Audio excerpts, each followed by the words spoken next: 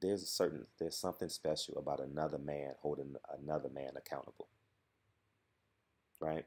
And and that's why I, as a reporter, as a black man, I'm holding Ness accountable because this week he's going to probably say the N word 10, 15, 20 times on his radio show. I'm not going to watch it, but I know he is. But in real life, he's not that dude. That's just who I am. That's just what I saw, you know? And so I'm going to put the link in the description box to the interview I did with Ness, with Virgil Hunter. And you guys decipher your truth. But Adrien Broner needs help.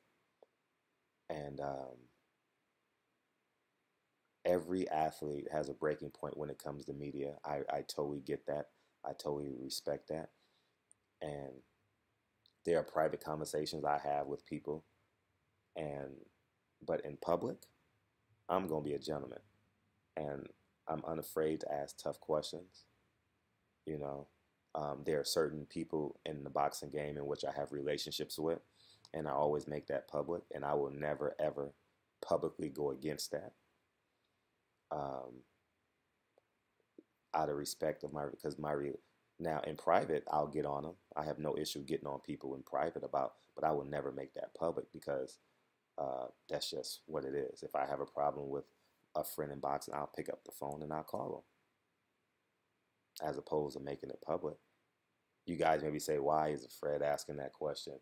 Oh, he is, and believe it or not, 100% I will ask the question in private. You know, but I won't make it public because there's an emotion, there's an affinity, there's a love there, right? That in public may be borderline, be perceived as disrespectful to the other party, and I never want to do that. But at the end of the day, Adrien Broner needs help.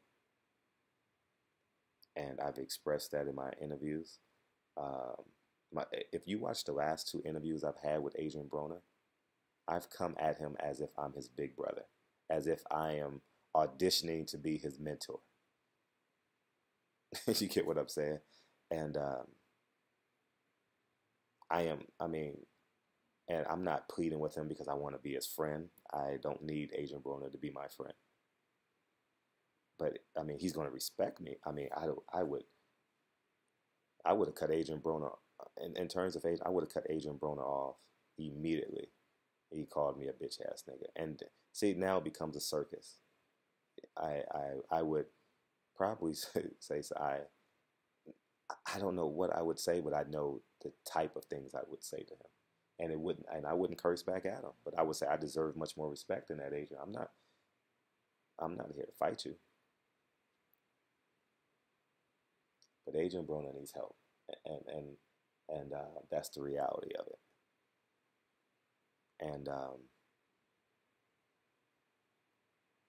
like your auntie, grandmother would say, continue to pray, right? That he gets. I want Adrien Broner to get it one day. Oh, as I just mentioned, listen to the last couple of interviews I've done with Adrien Broner. Very straightforward. I'm looking Adrien Broner in the eye. I probably have my hand on his shoulder or something like that. You know, because I've come from the depths of hell. And I've made it out, you know. And sometimes these fighters, like Adrien Broner, sometimes believe he's beyond reproach, right?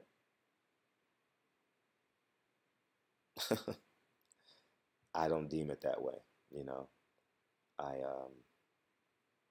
I respectfully ask tough questions. And if they choose not to answer them, I understand. I get that, but there's no point of Adrien Broner being disrespectful to a media personnel.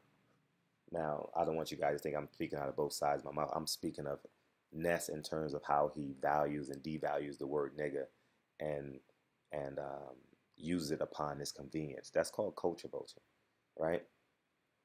You guys understand what I'm saying? Like, I had a 45-minute conversation with Kathy Duva. This is how consistent I am. I had a 45-minute conversation with Kathy Duva about Sergey Kovalev and his racist rants and things that he did. I went to Golden Boy and did the same exact thing, you know, and had an issue when as you guys saw the video.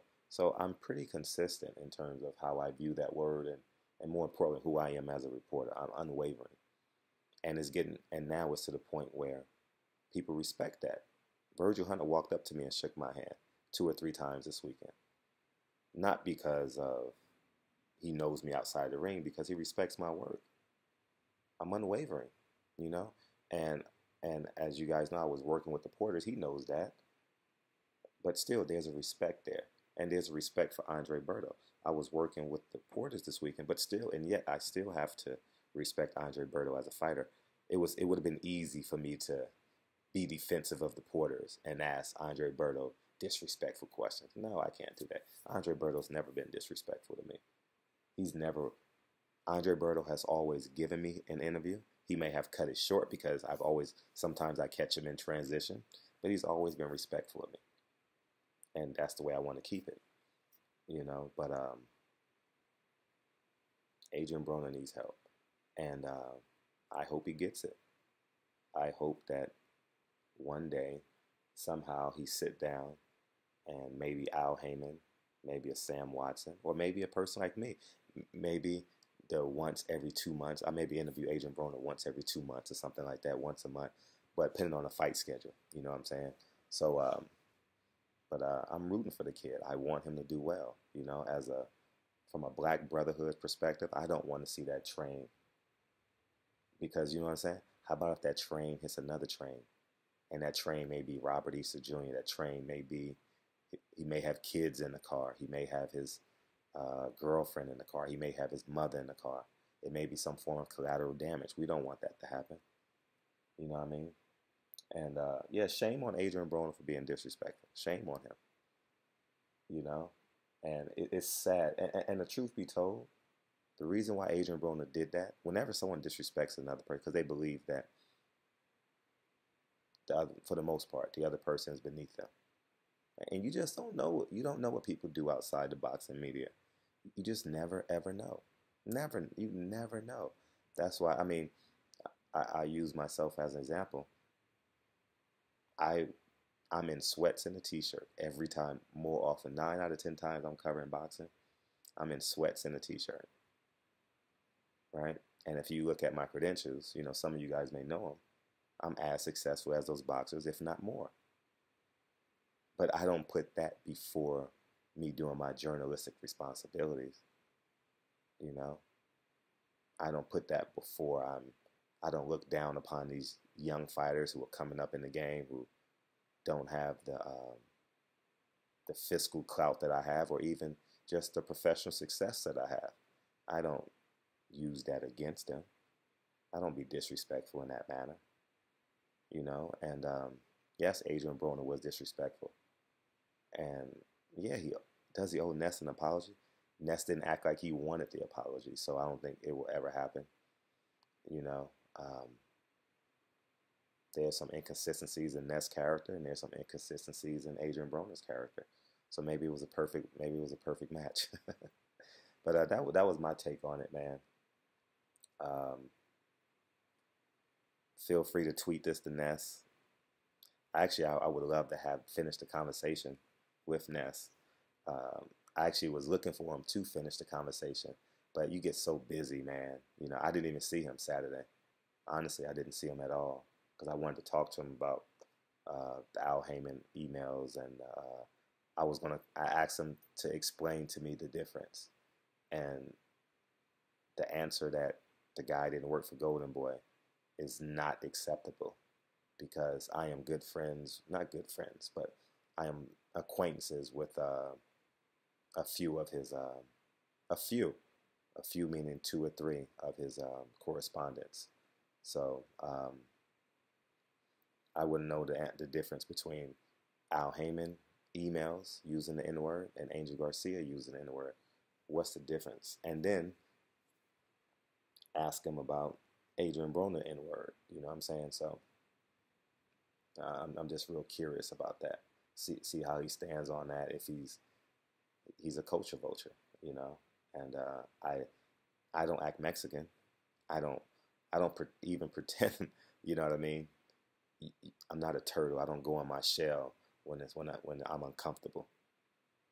You know what I'm saying? So, anyways, man, Barbershop Conversations. Feel free to hit the subscribe button, and talk to you guys soon. Peace.